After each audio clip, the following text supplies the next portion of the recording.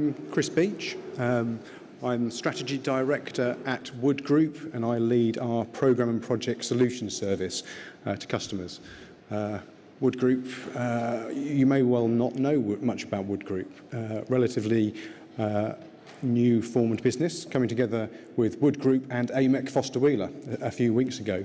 Probably one of the largest project management, engineering and technology firms that you haven't heard of. 55,000 people across the globe, operating in 60 countries. Sorry, these slides seem to be auto jumping forward. Wood Group as a company, the heritage is in the oil and gas, energy and industrial sectors. My part of the business is particularly focused around environment and infrastructure projects and supporting customers from project concept all the way through delivery and into asset use. So I was asked to come today to talk a bit about how we can use some tools and techniques to improve project delivery and to give a masterclass. I feel a bit of a fraud up here as a masterclass. I'm a project and program manager by background. I'm sure in the room there are many more experienced project controls experts than me in the room. But what I want to do is give a bit of a flavour around things that I've found useful as a program manager in delivering projects and leading them to success. So I'm going to cover a number of topics, but broadly in three parts. The first part is really around the centrality of decision-making to project success and how forecasting is core in making effective decisions. The second part is to take a bit of a sideways look at some other industries that rely on forecasts and some of the key themes that come out of that that inform how they adapt and create effective forecasts. And then the final part, I've really sort of delved into the bag of different tools and techniques and ways of presenting data that I found useful as a program manager that have come out of my project controls teams. I'll sort of share some thoughts around that. Part of this will need your participation. So we're going to use a bit of online software so that you can give some views and contribute your thoughts. And if the technology works, could I just ask you, if you've got a phone, something connected to the internet on you, just bring that out and type in live.voxvote.com. That should very simply take you to a registration page where you can enter an event number.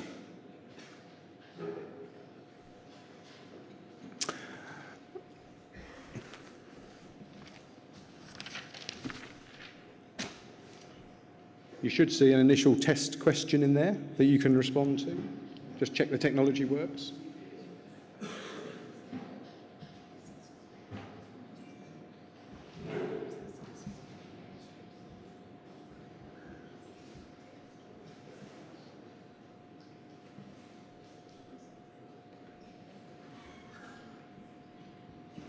So the aim here is just give us a bit of a view on why have you come today?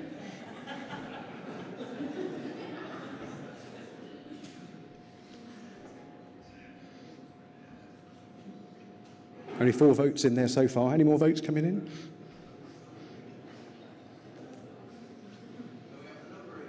Oh, sorry. Let me get. 65932.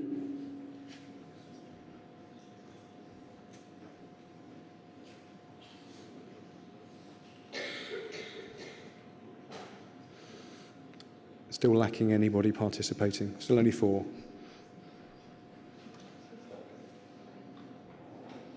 Oh, we've got 5. Hurrah. That's looking better. 14, so it seems... Oh, 26.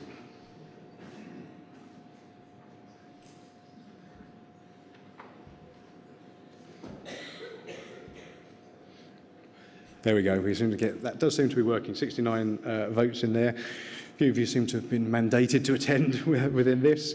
I'm keen to see a lot of people are looking for best practice, which is brilliant. Surprisingly, there's still a few that have just escaped the office, but to be expected, I guess.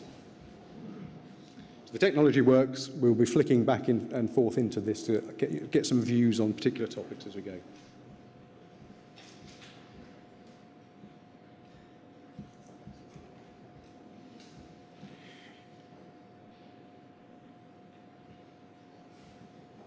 So where I want to start really is at the beginning and thinking about projects and when they kick off, the enthusiasm, the excitement, everyone's expecting that project to succeed. We're off and we're running.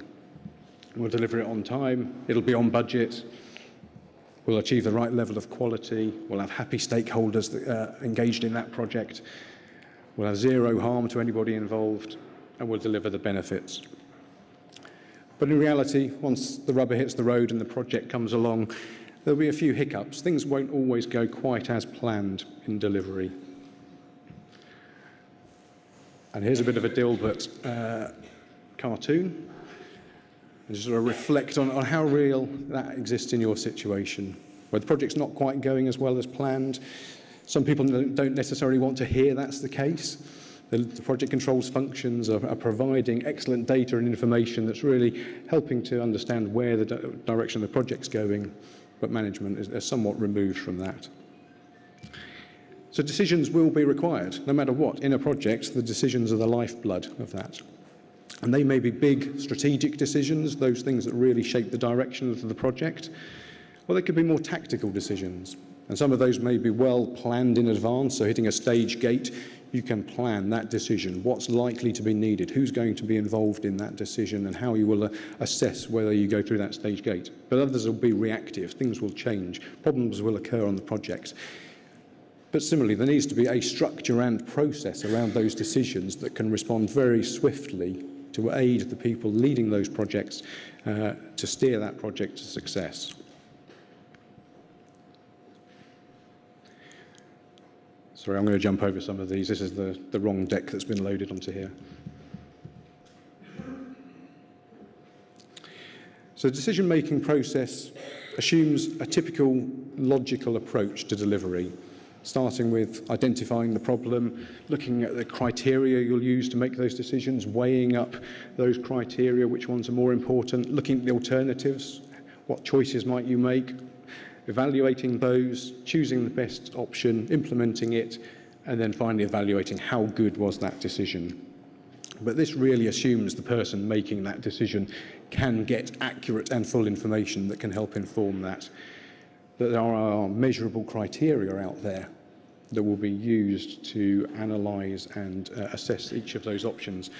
And ultimately, whether the decision maker has the ability, the time and the resources to evaluate all those different decisions and make the right one.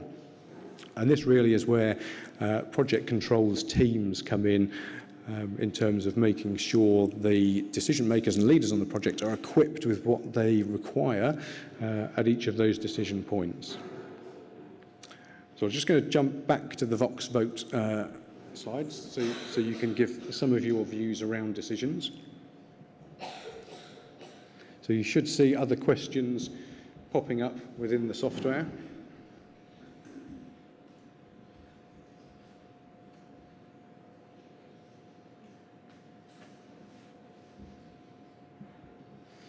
So the first being, what sort of decisions are you facing? What things are coming up on your project? What types of decisions are you supporting through your project controls and analytics and work? Ooh, sorry, let me go back one.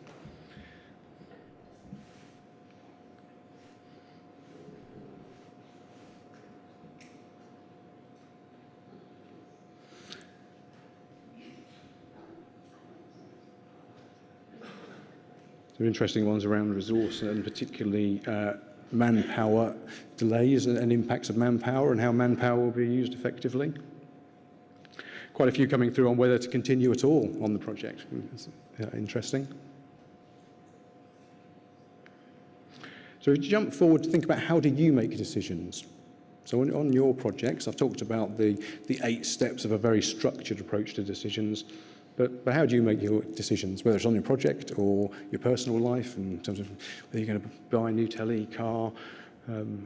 What approaches do you use?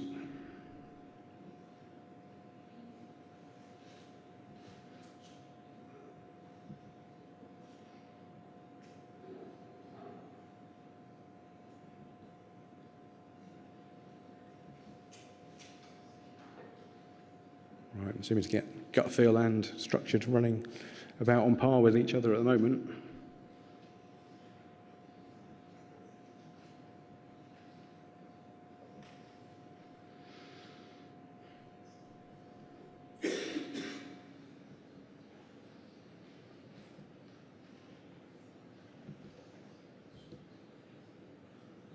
So a fair spread in there pretty evenly, really, between that structured analysis or going with gut feel, or actually, strangely enough, the top one, and then just waiting.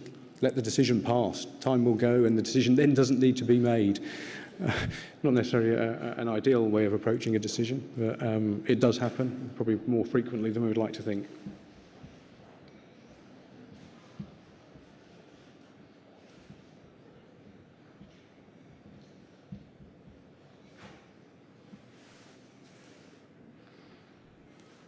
So where does project controls fit into this? Ultimately, the leaders need the support to make effective decisions.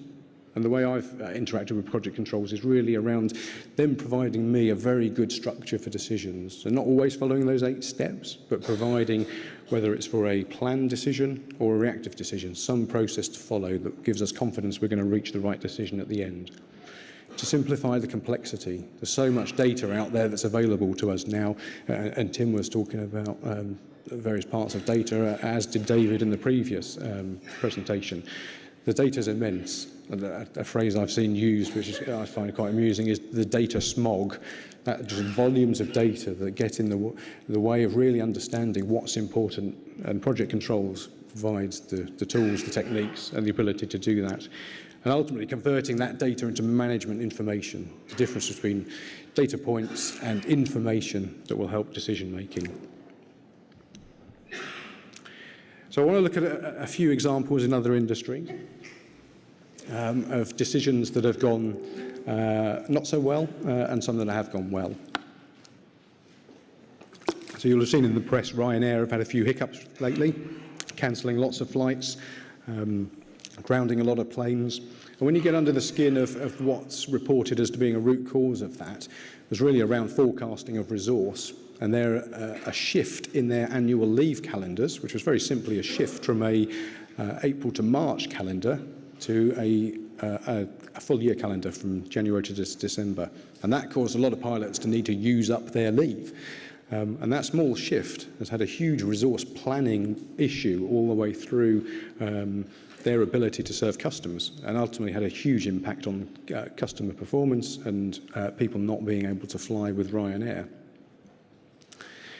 Another good example around forecasting is around weather, and weather forecasting has moved on immensely since the days of Michael Fish's infamous words in 1987 of there is no hurricane coming to England, and then the great storm that then subsequently occurred. But across the globe now, there are hundreds of thousands of weather stations, all integrated, all connected, all collecting data and pulling through into integrated models. And those models look at the uncertainty against those forecasts and those weather predictions. And they can plot the scenarios, which means events such as Hurricane Harvey that occurred in the US lately can have very high accuracy of the trajectory of those hurricanes, the impact it's likely to have, and the force of the hurricanes. So by using lots of data points integrated together and simulating different scenarios, high accurate forecasts can be produced. We've seen a few interesting events over the last couple of years around elections and voting, whether it's the more recent UK elections, the presidential elections in the US, or going back to the Brexit vote. Generally, the pollsters have got it wrong for one reason or another. And those pollsters go out there and they collect huge amounts of data from people to understand where people are likely to vote and what those outcomes will be. So if you look at, particularly at the US election, very high certainty leading right up to the point of the election day around Hillary Clinton being in the pole position to secure that. But things changed very swiftly, and the reality is in hours before the election result, it completely reversed, and the probability of a Trump win went from very low to very high. And there's two real root causes of why those polls were incorrect. The first was the data they were collecting was the wrong data. So they were asking people that had previously voted how they were likely to vote. What actually happened in reality is a lot of new voters and people, particularly in the younger demographics and some areas of the demographic that hadn't voted, came out and voted for Trump. And also for the data that was collected was incorrect. So people weren't honest about where they were likely to vote. particularly for Trump. People didn't want to say they were going to vote for Trump. So the data that was collected was fundamentally the wrong data and was inaccurate and led to some very wildly inaccurate forecasts of who was likely to be successful. So what does that tell us about those industries and the root causes of good and reliable forecasts? That ultimately you need robust historic information. You need to understand the drivers of that data and the information. So what trends are occurring? Those data sets need to be representative of the forecast that you're trying to achieve. And you need to simulate uncertainty. You need to run models that can incorporate the various scenarios that will play out over time. So we should have another vote request. What I want you to think about is how easy it is to forecast different types of outcomes.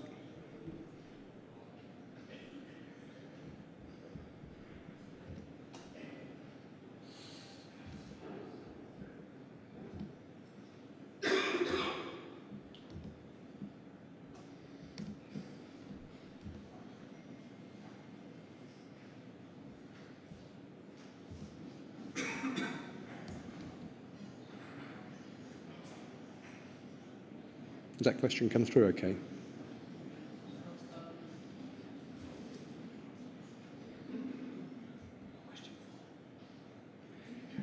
On the slide. Right. You got 4? Yeah, apologies. The latest deck hasn't been loaded correctly, so it's out of order. So we'll go 4, then 5, but it doesn't tie into my slides, I apologise. So what question 4 was actually looking at was around, as project controls functions, what information do you provide to decision makers to help them understand where the project's going and what the likely outcomes are going to be.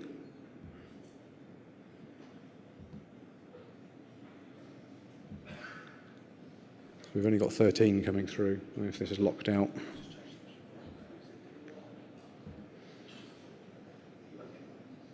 Okay, well, it's not unsurprising. There's a lot in there around the cost of work and schedule performance. Some in there around risks and risk provision. Less so around forecasting benefits, and I'll come back to that later. And a few, about a quarter, actually using earned value. And again, I'll come back to earned value as a key tool to be able to generate effective forecasts. So the question that was supposed to have come up was around how easy you find things to forecast these different items.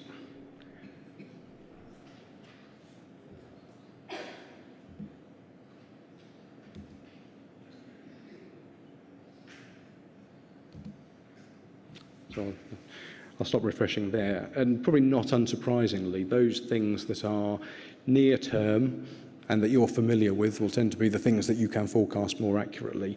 Those things that are further out in time and are less repetitive and less familiar will be much more difficult to forecast.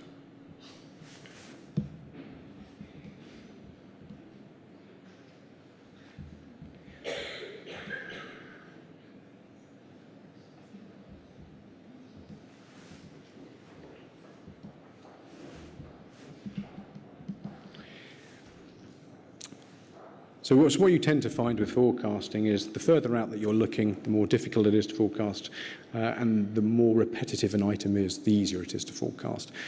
And this needs to be factored into any individual forecasts that you're providing through to senior managers that are making decisions on the project. And expressing that uncertainty in a way that when they're presented with a number, whether it's the likely outturn cost of the project or whether it's the likely completion date, that level of uncertainty is factored in.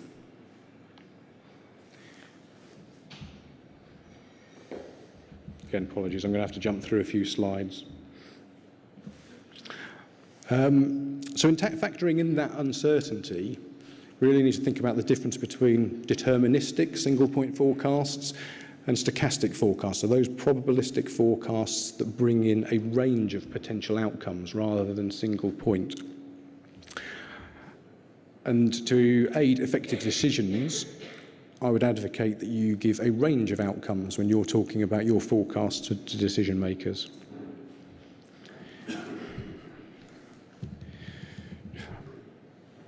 And Monte Carlo is one of the most effective ways of doing that I've found. Quick show of hands, do people understand Monte Carlo as a concept? Half the room, keep your hands up, or keep your hands up if you're actually actively using it on your projects at the moment. That's about a quarter, a third of the room, so that's good. Pleased to see that that's in practice. So those that haven't used Monte Carlo, in effect, the process is for any given activity to determine its likely time and cost, and then factor in the risks associated with those activities. So for every risk, it will have an impact on the cost and time of a given activity, and by running multiple simulations across all the activities in a program or a project, you can derive a probability curve, with the lower end of that curve being the lowest possible cost or time the project could take, all the way through to the highest. And you will get a bell curve. And plotting that out in a cumulative fashion will give you an S-curve that you can use to draw off the estimated time or cost at different probability levels. So at the higher end of the curve, you'll be up at P95, P90 levels, and lower down in the curve, you could be more 50-50, using a probability of 50%. So you're as likely to overspend or overrun as you are to underspend or underrun. What I found particularly useful is when that data is presented not only as the baseline for the project and the plan, but also the various ranges. So often a project will select a particular probability level that it wants to operate at. But by showing a number of these probability curves in parallel, it helps decision makers understand the degree of uncertainty across the life cycle of a project. So both how long that project may take, but also how much it's likely to cost. And decision makers can then determine their risk appetite and whether they're comfortable with the current plan and the forecast of the project based on that range of outcomes that may occur.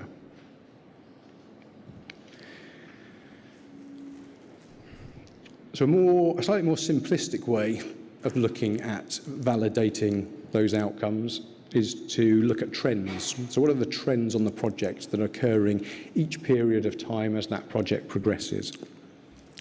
And this is a type of analysis that I found quite useful. It tends to be called a glide path that tracks out both the forecast outturn cost, so the red line, so that's each period in time, what is that project likely to outturn at, compared to the cumulative actual costs that are being spent.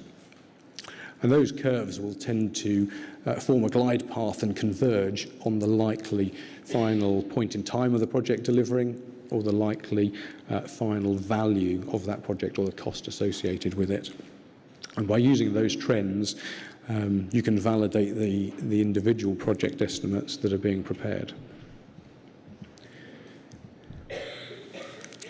Another way of validating the forecast accuracy or the robustness of the forecast is to look at forecast accuracy each period.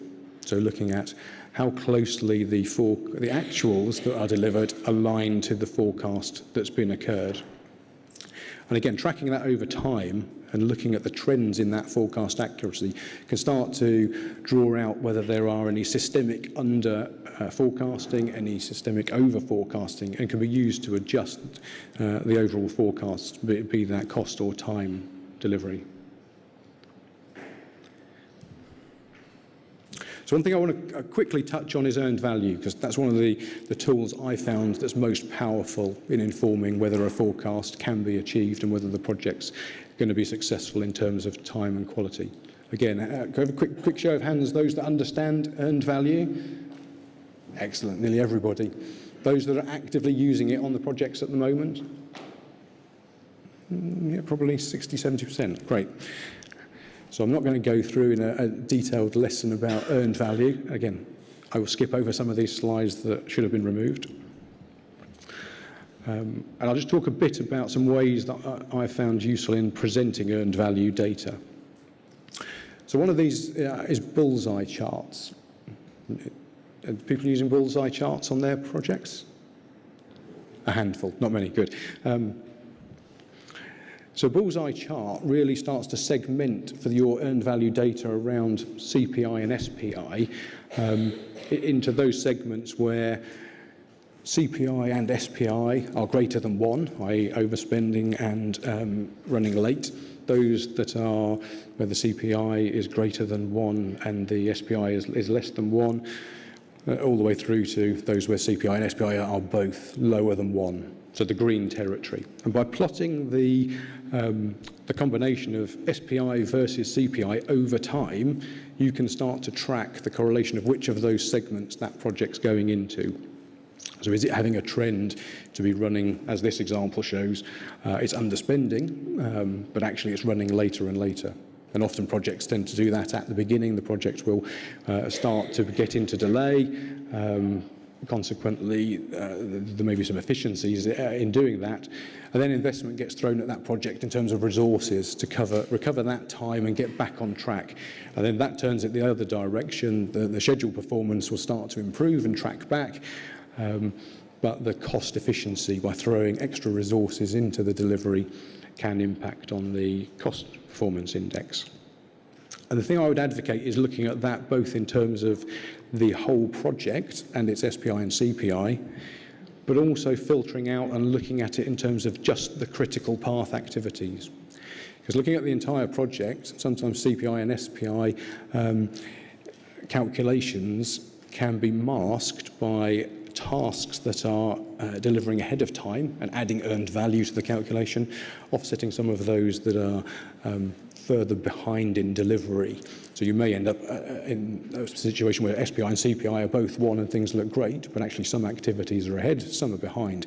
And if those activities that are behind are on the critical path, you've certainly got a problem.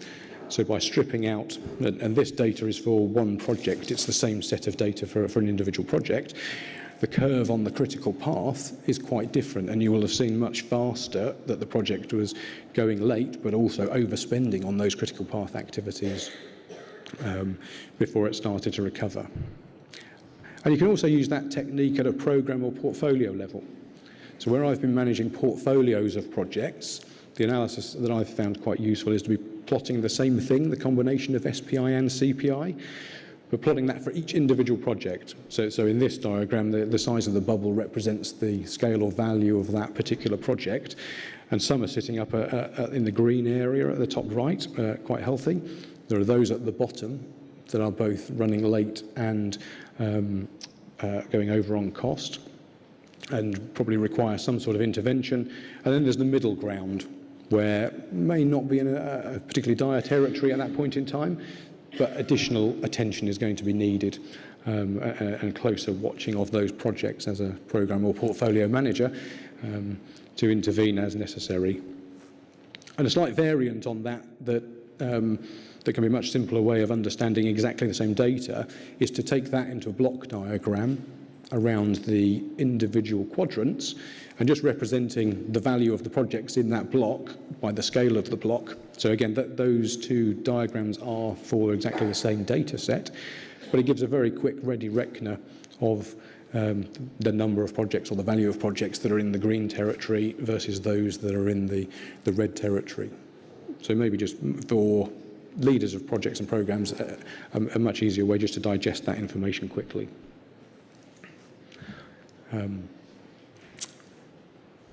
One of the other factors that again, in parallel to using SPI and CPI data that I found useful is running a comparison of the CPI to the complete performance index, so that CPI that you will need to achieve to hit the end forecast for the project.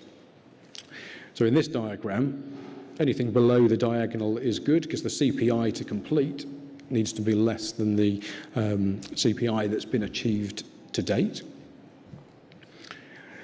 In the red territory, that's the area where actually you need to be more productive to complete the project than the project has been to date. So you start to ask some questions around that. What interventions or what decisions are needed to shift that project and make it more efficient if you're going to achieve the forecast in the project? So similar to the Bullseye, tracking that data over time will give you some trend analysis on where the project's going. So initially, in this example, project's going well, CPI, whilst running slightly below the ideal of 1, the recognition in the changing forecast to complete means that the CPI to complete is lower than the CPI achieved to date. As it shifts over time, obviously the cost performance has reduced and the EAC hasn't changed. Therefore, you need to be more productive to complete the project than it has been to date. So it can be a good management question to ask the individual project managers if you're running this at a program level, or the people leading those projects, how are they going to be more productive?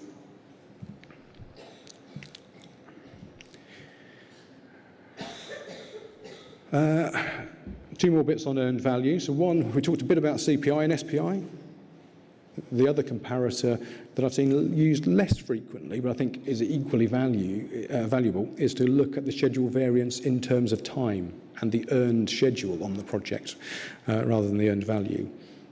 So in this process, it's looking at how much of the planned value or the budget has been achieved in time compared to the earned time that's been recorded. So it could be in this example that at the actual time of today, you're at 10 weeks, but you've only earned 8 weeks of progress on that project against the planned value and the budget. And tracking the alignment between the actual time and the earned schedule can provide a useful visual to track through and understand where the project's ahead of plan, is it going behind plan? So again, on this one, anything above the diagonal means you're ahead of plan, so you've earned more schedule than the time that's elapsed. And anything below the line means you're earning less schedule than the time's elapsed. And a PM will often forecast, yes, we'll recover it, we'll get back on time, we will deliver to the end date of the project. But the trend in the data may tell you something different. And using that trend information to validate the forecast can facilitate discussions around how that recovery will be achieved, given the scheduled data. And the final bit I just want to touch on, again related to earned value, is around schedule adherence. So I mentioned earlier around the challenges in earned value where you could have a CPI and SPI of 1, but that actually some tasks are underperforming against the plan and some have got ahead of the plan, but the earned value coincidentally correlates back to 1. Using some schedule adherence calculations, you can look at the alignment between the value that's being earned through the activities delivered and those that were in the plan. So 100% schedule adherence would mean all activities have been delivered exactly in line with the plan. And I won't go into the formulas around this. There's a calculation and there's many spreadsheets and tools that will do this for you, but it will track over time your P factor and how much schedule adherence you're achieving. And again, using trends to look at that, to forecast out, is the schedule adherence getting better? Is it getting worse? Can inform the robustness of the forecasts, particularly as doing activities out of sequence on the plan can often lead to quite a bit of inefficiency. So you may end up doing tasks early that require rework as later tasks catch up.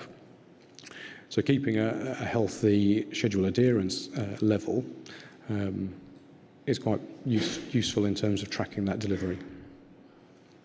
So the final bit I just want to touch around is around return on investment on projects. So ultimately that's why sponsors and stakeholders are investing in the project. There is a reason it's being undertaken. There's some form of benefit that needs to come out of that project. Often that can be quantified in a financial sense. Other times there needs to be proxies for those benefits that can be turned into a financial calculation. But ultimately it boils down to a benefit over cost calculation or a benefit cost ratio. So that will be the investment case at the beginning of the project. Someone has said, yes, we're going to invest this money to get this return out of the project, and that investment decision. Often that decision gets made at the business case stage early in the project and then gets put on ice because everyone gets excited about the delivery and off we go into controlling time and controlling cost and using earned value. And we lose sight of actually as the cost parameters change. Also, the benefits parameters could change. Evolution in the design of the project may mean you're not likely to achieve all the benefits that you thought, or you may be likely to achieve greater benefits than you thought. And a useful measure of tracking that is simply just tracking, the same way we would track actual costs in delivery, is what is the benefit cost ratio in each reporting period. I'm not necessarily advocating doing that every reporting period, but certainly where periods have changes in forecast outturn cost, even if you don't update the benefit side of the equation, it will change the benefit cost ratio. And there should be checkpoints where the benefits are reassessed and recalculated, so that over time you can see how the benefit cost ratio is changing. And this simple diagram we've used on projects in the past on dashboards, which is basically giving red, amber, green territories that the business case may be predicated on. So in this example, a benefit cost ratio of 1 to 8. You'll be still content to keep delivering the project in the range from 1.5 to 1.7, but actually people will be less happy about continuing to invest in the project if you're getting below 1.5. And those tolerances will be set by individual organisations and their appetite for variability and the return that's needed to be delivered out of each project. But again, tracking that forecast or forecasting the projections out on the trends can give early warning and allow discussions to be had before you get into the territory that the project's not yielding the return on investment that was envisaged. So just wrapping up on that, what I've tried to cover is how central and fundamental forecasts are to effective decisions. Steering a project needs many effective decisions, and our project controls functions are the engine room to support and create that content that allows those structured analysis to be produced. Those good forecasts come from having a realistic baseline and using comparative data, particularly benchmark data of other projects, and using that to assess the current project. To incorporate that uncertainty, incorporate those risks, do your Monte Carlos, but ultimately making that data interpretable to the people that are going to make decisions, because ultimately those sponsors and project executives, they won't have the knowledge in this room around earned value and analytics. So we've got to convert that data into information that they can understand very simply. And I'll leave you with one final Dilbert, and I'll let you consider whether you've got empathy for Dilbert's scenario around his project and how often this occurs on your projects.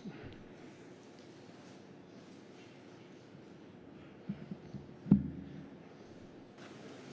you have any questions or thoughts anybody wants to share around forecasting and? Oh, the colours. Yeah. In your Bullseye chart. Yeah. The thresholds. Yeah. Of your SPI and CPI. Yeah. Was that something that actually you designed for the project and the kind of indeed? I mean, if you look at best practice Bullseye charts out there as a standard practice, and each individual organisation will have a different appetite for how far you want to let that SPI or CPI drift before intervention happens. So particularly the green and the amber circles in the middle, and whether you draw the line at 1.1 or 1.2 or 1.5 will vary depending on how tightly controlled the organisation wants that particular project or programme to be. So I think it's bespoke to the organisation rather than being one size fits all. Hi there. I was interested in the benefits ratio that you had up there. I'm assuming you convert all of your benefits into pounds to allow you to do the ratio.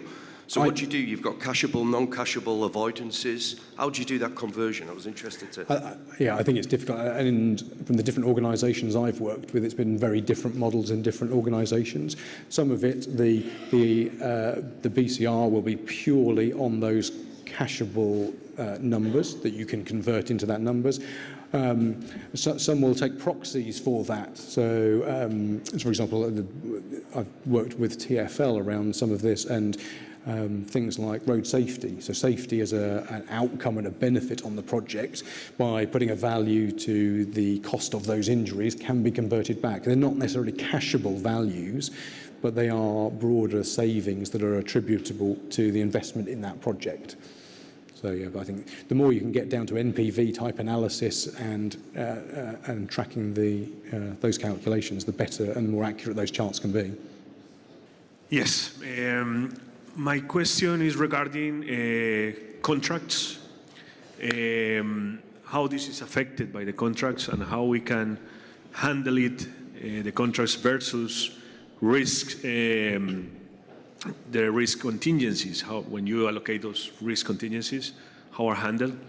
I know from different projects that before the project is tendered, the client has those contingencies reserves. Sometimes the client made public those contingency reserves, sometimes doesn't, okay? Yeah.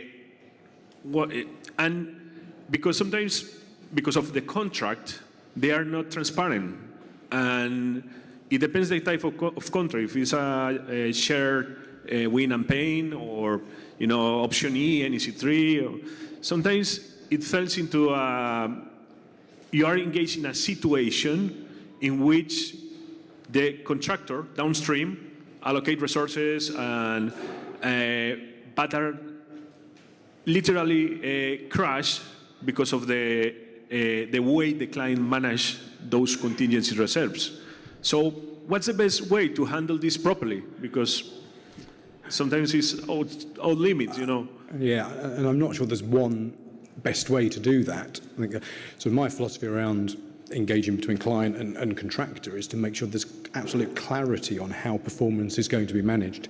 And there's many different incentivization models out there, as you described, whether it's on a pain gain target cost type model, or whether there's rewards for performance with particular KPIs.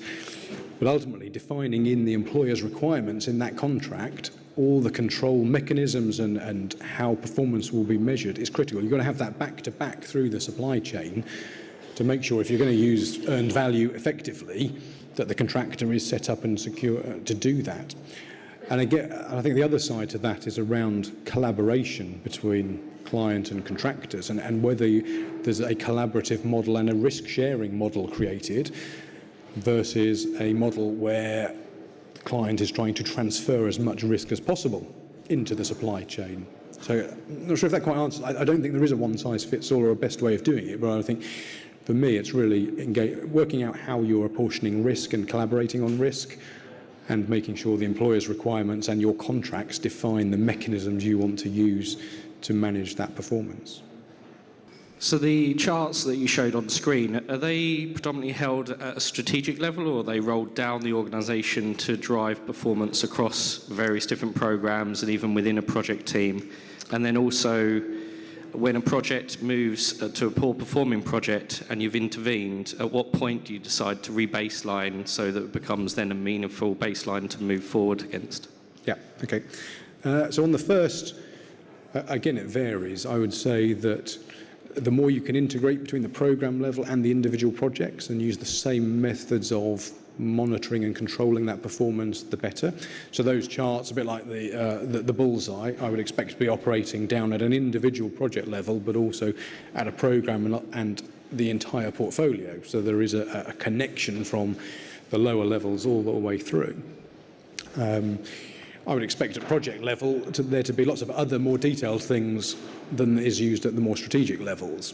So at the strategic level, it's about trying to bring some simplicity and clarity around that huge volume of data and analysis that's out there. But on the sort of second part around the intervening on projects and when do you re-baseline those projects, I think it's important to look at that from a context of managing change effectively and the right decisions being made through the change management process. So the intervention, you may need to rebaseline before the intervention because you are no longer tracking anything that's realistic, and the business isn't, the data becomes meaningless because the project, everyone's agreed the project's going to be operating this way, or the baseline has changed. Well ahead of the intervention actually yielding its results. Does that sort of make sense? I think it's project specific to some degree between rebaselining and the intervention. A little bit more on the sort of contract and the contractor side. Do you find that there's an appetite for better communication between the contractor and the customer about sharing the EVM data? Because I'm from the MOD, Right. and we're just starting to set that all up, and we're finding maybe we're struggling to find the right language to discuss the EVM with the contractors, as well as perhaps sharing our own while we're learning how to do it. Broad question. I think it becomes down to the maturity of the client, as you're at the early stages of that, and the maturity of the contractors. And I've worked across many different sectors, and the maturity of the contractors in those different sectors is very different in terms of their capability to run accurate EV data.